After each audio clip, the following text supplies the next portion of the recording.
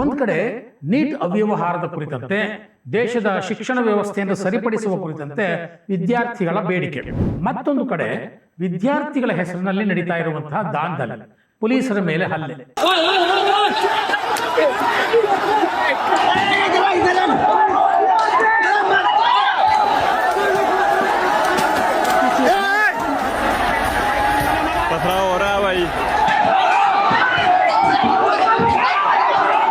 ವ್ಯವಸ್ಥಿತವಾದ ಪಿತೂರಿ ಇದರ ಹಿಂದೆ ಇದೆಯಾ ಅನ್ನುವಂಥ ಪ್ರಶ್ನೆಗೆ ಇದು ಸ್ಪಷ್ಟವಾದ ಉತ್ತರ ಕೊಡ್ತಾ ಇದೆ ಸ್ನೇಹಿತರೆ. ಈ ವಿಚಾರದಲ್ಲಿ ರಾಹುಲ್ ಗಾಂಧಿಯವರು ವಿದ್ಯಾರ್ಥಿಗಳ ಭವಿಷ್ಯದ ಜೊತೆ ಹೇಗೆ ಚೆಲ್ಲಾಟ ಆಡ್ತಿದ್ದಾರೆ. ರಾಹುಲ್ ಗಾಂಧಿಯವರಿಗೆ ವಿದ್ಯಾರ್ಥಿಗಳ ಮೇಲೆ ನಡೆದ ಹಲ್ಲೆ ಕಾಣುತ್ತೆ, ಆದರೆ ಪೊಲೀಸರ ಮೇಲೆ ನಡೆದ ಹಲ್ಲೆ ಕಾಣೋದೇ ಇಲ್ಲ. ರಾಜಕೀಯ ಮೇಲಾಟಕ್ಕೆ ವಿದ್ಯಾರ್ಥಿಗಳ ಪ್ರತಿಭಟನೆಯನ್ನ ಸೋಕಾಲ್ಡ್ ರಾಜಕೀಯ ಪಕ್ಷಗಳು ಹೈಜಾಕ್ ಮಾಡಿಬಿಟ್ಟಿವೆ. ರಾಹುಲ್ ಗಾಂಧಿಯವರು ಮುಂಚೂಣಿಯಲ್ಲಿ ನಿಂತು ವಿದ್ಯಾರ್ಥಿಗಳನ್ನ ಪ್ರಚೋದಿಸುವಂತ ಕೆಲಸವನ್ನು ಮಾಡ್ತಾ ಇದ್ದಾರೆ. ಸ್ನೇಹಿತರೆ ನಮಸ್ಕಾರ, ಹೊಸತಿಗಂತ ಡಿಜಿಟಲ್ ಚಾನೆಲ್ಗೆ ಸ್ವಾಗತ. ದೇಶದಲ್ಲಿ ಜಂತರ್ ಮಂತರ್ ಪ್ರತಿಭಟನೆ ಬಿಟ್ಟರೆ ಬೇರೆ ಯಾವ ವಿಚಾರಗಳು ಚರ್ಚೆನೇ ಆಗ್ತಾ ಇಲ್ಲ ಸ್ನೇಹಿತರೆ. ಒಂದು ಕಡೆ ನೀಟ್ ಅವ್ಯವಹಾರದ ಕುರಿತಂತೆ ದೇಶದ ಶಿಕ್ಷಣ ವ್ಯವಸ್ಥೆಯನ್ನು ಸರಿಪಡಿಸುವ ಕುರಿತಂತೆ ವಿದ್ಯಾರ್ಥಿಗಳ ಬೇಡಿಕೆ, ಮತ್ತೊಂದು ಕಡೆ ವಿದ್ಯಾರ್ಥಿಗಳ ಹೆಸರಿನಲ್ಲಿ ನಡೀತಾ ಇರುವಂತಹ ದಾಂಧಲೆ, ಪೊಲೀಸರ ಮೇಲೆ ಹಲ್ಲೆ, ವ್ಯವಸ್ಥಿತವಾದ ಲಿಂಚಿಂಗ್ ಪ್ರಯತ್ನ, ಈ ಎರಡೂ ಸಹ ಪ್ಯಾರಲಲ್ ಆಗಿ ನಡೀತಾ ಇದೆ. ಈ ವಿಚಾರದಲ್ಲಿ ರಾಹುಲ್ ಗಾಂಧಿಯವರು ವಿದ್ಯಾರ್ಥಿಗಳ ಭವಿಷ್ಯದ ಜೊತೆ ಹೇಗೆ ಚೆಲ್ಲಾಟ ಆಡ್ತಿದ್ದಾರೆ, ಹೇಗೆ ತಮ್ಮ ರಾಜಕೀಯವನ್ನು ಕಂಡುಕೊಳ್ಳೋಕ್ಕೆ ಅವರು ಪ್ರಯತ್ನ ಪಡ್ತಾ ಇದ್ದಾರೆ. ರಾಹುಲ್ ಗಾಂಧಿಯವರ ಈ ಪ್ರಯತ್ನಕ್ಕೆ ಅವರ ಮಿತ್ರ ಪಕ್ಷಗಳಿಂದಲೇ ಹೇಗೆ ವಿರೋಧ ವ್ಯಕ್ತ ಆಗ್ತಾ ಇದೆ, ಈ ವಿದ್ಯಾರ್ಥಿಗಳ ಸುತ್ತ ಹೇಗೆ ರಾಜಕೀಯದ ಹುತ್ತ ಬೆಳೀತಾ ಇದೆ, ಇದೆಲ್ಲವನ್ನು ನಾನು ಇವತ್ತು ನಿಮ್ಮ ಮುಂದಿಡುವಂಥ ಪ್ರಯತ್ನವನ್ನು ಮಾಡ್ತೇನೆ. ಮೊದಲಿಗೆ ವಿದ್ಯಾರ್ಥಿಗಳ ಪ್ರತಿಭಟನೆಯ ವಿಚಾರದಲ್ಲಿ ಕೊನೆಗೂ ಕೇಂದ್ರ ಸರ್ಕಾರ ಮಾತುಕತೆಗೆ ಬಂತು ಅನ್ನೋದು ಒಂದು ಸಮಾಧಾನದ ಸಂಗತಿ. ಆದರೆ CJP ನಾಯಕರು ಏನು ಹೇಳ್ತಾ ಇದ್ದಾರೆ ಅಂತಂದರೆ, ಇನ್ನು ಮೇಲೆ ನಾವು ಹೋಗೋದಿಲ್ಲ ಅಲ್ಲಿಗೆ, ಅವರೇ ಇಲ್ಲಿಗೆ ಬರಬೇಕು. ಗೊತ್ತಿಲ್ಲ ಅವರ ಈ ಬೇಡಿಕೆಯನ್ನು ಕೇಂದ್ರ ಸರ್ಕಾರ ಯಾವ ರೀತಿ ಮನ್ನಿಸುತ್ತೆ. ಮುಂದಿನ ದಿನಗಳಲ್ಲಿ ಈ ಮಾತುಕತೆ ಏನು ಮೊನ್ನೆ ಶುರುವಾಯಿತು JP ನಡ್ಡಾ ಅವ್ರ ಜೊತೆ, ಅದು ಹೇಗೆ ಮುಂದುವರಿಯುತ್ತೆ ಅನ್ನೋದು ಕುತೂಹಲದ ಸಂಗತಿ, ಮತ್ತು ಅದು ಮುಂದುವರಿಬೇಕು. ಇದು ಇಡೀ ದೇಶದ ವಿದ್ಯಾರ್ಥಿಗಳ ಭವಿಷ್ಯದ ದೃಷ್ಟಿಯಿಂದ ಒಳ್ಳೆಯದು. ಅದು ಒಂದು ಪಾರ್ಟ್.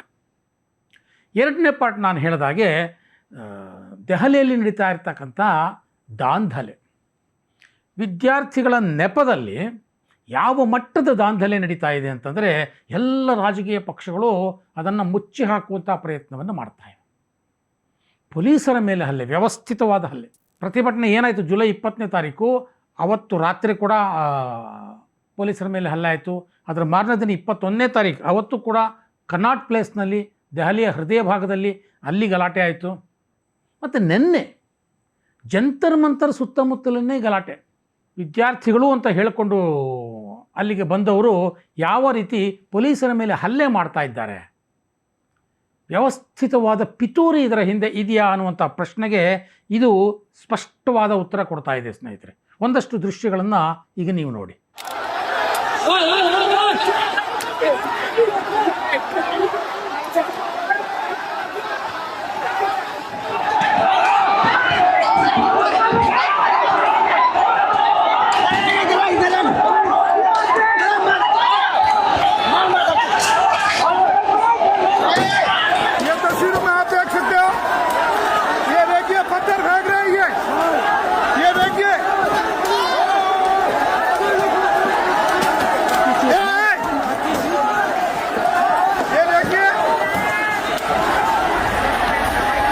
पथराव हो रहा है भाई,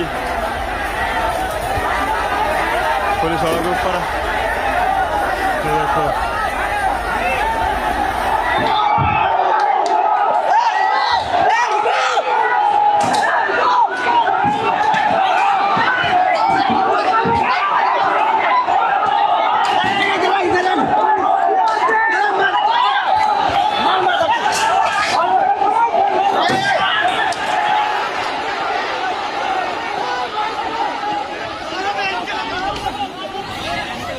ಹೀಗೆ ಇಲ್ಲಿ ದಾಂಧಲೆ ಮಾಡ್ತಾ ಇದ್ದಾರೆ.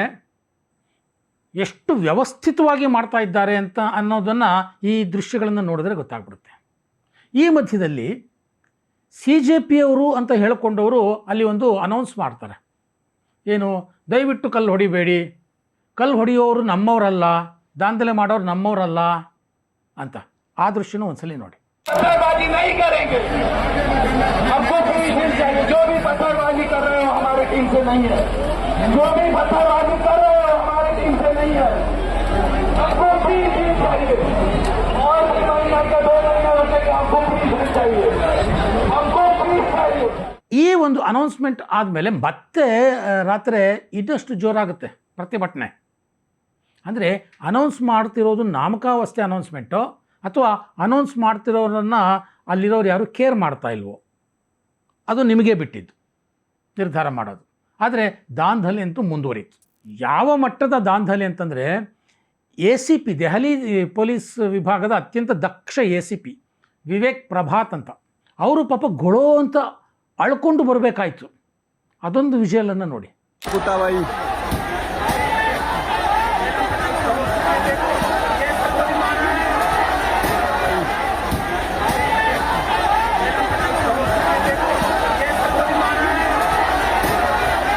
ಈ ACP ಪ್ರಭಾತ್ ಇದ್ದಾರಲ್ಲ, ಇವರು ಅಂತಿಂತ ಅಧಿಕಾರಿ ಅಲ್ಲ ಸ್ನೇಹಿತರೆ. ಕಳೆದ ವರ್ಷ ಕಾರ್ನಲ್ಲಿ ಬಾಂಬ್ ಫಿಟ್ ಮಾಡಿದರು ದೆಹಲಿಯಲ್ಲಿ.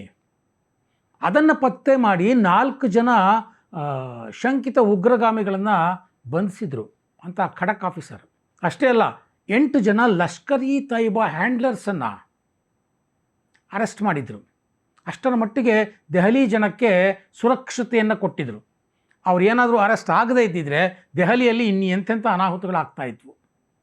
ಅಂಥ ದಕ್ಷ ಅಧಿಕಾರಿ ಇವತ್ತು ಈ ರೀತಿ ಕಣ್ಣೀರು ಹಾಕ್ಕೊಂಡು ಹೋಗ್ತಾ ಇದ್ದಾರೆ. ಅವರ ಮೇಲೆ ಕೂಡ ಹಲ್ಲೆ ಆಗಿದೆ. ಇಷ್ಟೆಲ್ಲ ದೃಶ್ಯಗಳು ಕಣ್ಣಿಗೆ ಕಟ್ಟುವಂತೆ ಇರುವಾಗ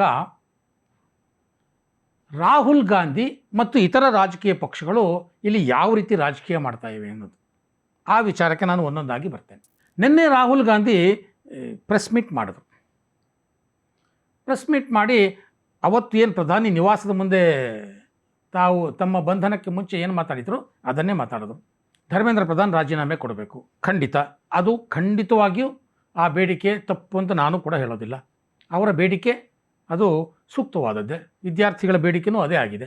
ಇನ್ನು 2ನೇ ಪಾಯಿಂಟ್ ಅವ್ರು ಬಂದರು, ವಿದ್ಯಾರ್ಥಿಗಳ ಮೇಲೆ ನಡೆದಂತಹ ದೌರ್ಜನ್ಯ ಏನಿದೆ, ಆ ದೌರ್ಜನ್ಯ ಎಸಗಿದಂತಹ ವ್ಯಕ್ತಿಗಳ ವಿರುದ್ಧ ಕಠಿಣ ಕ್ರಮ ಆಗಬೇಕು ಅಂತ.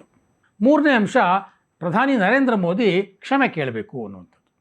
ಇಲ್ಲಿ ಎಲ್ಲೂ ಸಹ ವಿದ್ಯಾರ್ಥಿಗಳ ಭವಿಷ್ಯ ದೃಷ್ಟಿಯಿಂದ ಶಿಕ್ಷಣ ವ್ಯವಸ್ಥೆ ಹೇಗೆ ಸುಧಾರಣೆ ಆಗಬೇಕು ಅನ್ನುವಂಥ ಒಂದೇ ಒಂದು ಮಾತು ಇಲ್ಲ. ಅದರಲ್ಲಿ ಅವರು ಒಂದು ಪವರ್ ಪಾಯಿಂಟ್ ಪ್ರೆಸೆಂಟೇಷನ್ ಕೊಟ್ಟರು. ಅದರಲ್ಲಿ ಕ್ಯಾಪ್ಷನ್ ಏನು ಗೊತ್ತಾ, header, India's youth have no future. ಭಾರತದ ಯುವಕರಿಗೆ ಭವಿಷ್ಯ ಇಲ್ಲ. ಠರಾವು ಬರೆದು ಬಿಟ್ಟಿದ್ದಾರೆ ರಾಹುಲ್ ಗಾಂಧಿಯವರು.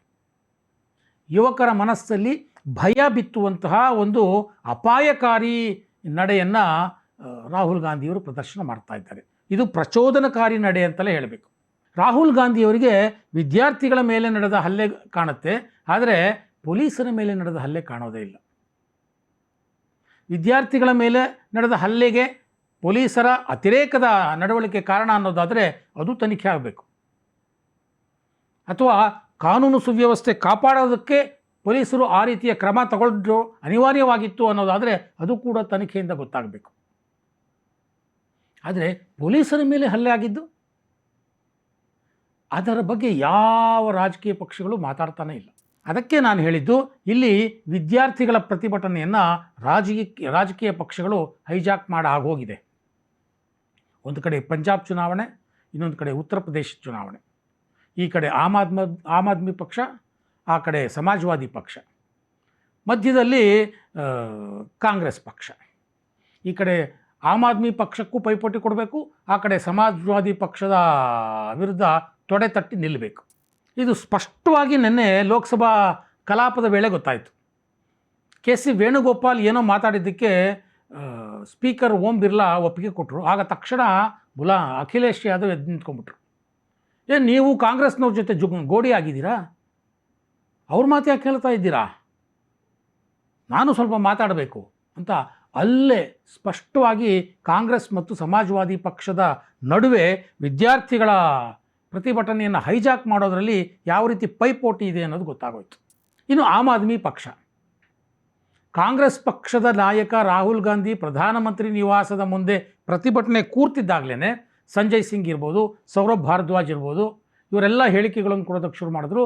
ಇದು ರಾಹುಲ್ ಗಾಂಧಿಯ ಡ್ರಾಮಾ, ಇಲ್ಲಿ ಕಾಂಗ್ರೆಸ್ ಮತ್ತು ಬಿ ಜೆ ಪಿ ಒಂದಕ್ಕೊಂದು ಗೋಡಿ ಆಗ್ಬಿಟ್ಟಿವೆ, ಬಿ ಜೆ ಪಿಯ ಬಿ ಟೀಮ್ ಥರ ರಾಹುಲ್ ಗಾಂಧಿಯವರು ವರ್ತನೆ ಮಾಡ್ತಾ ಇದ್ದಾರೆ. ಸೊ ಈ ರೀತಿ ಪರಸ್ಪರ ಅವರವರೇ ಕೆಸರೆರಚಾಟ ಮಾಡ್ತಿರೋದು ಯಾತಕ್ಕೆ ಗೊತ್ತಾ? ವಿದ್ಯಾರ್ಥಿಗಳ ಭವಿಷ್ಯಕ್ಕಾಗಿ ಅಲ್ಲ. ಪಂಜಾಬ್ ಚುನಾವಣೆ, ಈ ಕಡೆ ಉತ್ತರ ಪ್ರದೇಶ ಚುನಾವಣೆಯಲ್ಲಿ ಮೇಲುಗೈ ಸಾಧಿಸೋದಕ್ಕೆ, ರಾಜಕೀಯ ಮೇಲಾಟಕ್ಕೆ ವಿದ್ಯಾರ್ಥಿಗಳ ಪ್ರತಿಭಟನೆಯನ್ನು ಈ ಸೋಕಾಲ್ಡ್ ರಾಜಕೀಯ ಪಕ್ಷಗಳು ಹೈಜಾಕ್ ಮಾಡಿಬಿಟ್ಟಿವೆ. ಅದಕ್ಕೆ ರಾಹುಲ್ ಗಾಂಧಿಯವರು ಮುಂಚೂಣಿಯಲ್ಲಿ ನಿಂತು ವಿದ್ಯಾರ್ಥಿಗಳನ್ನು ಪ್ರಚೋದಿಸುವಂಥ ಕೆಲಸವನ್ನು ಮಾಡ್ತಾ ಇದ್ದಾರೆ.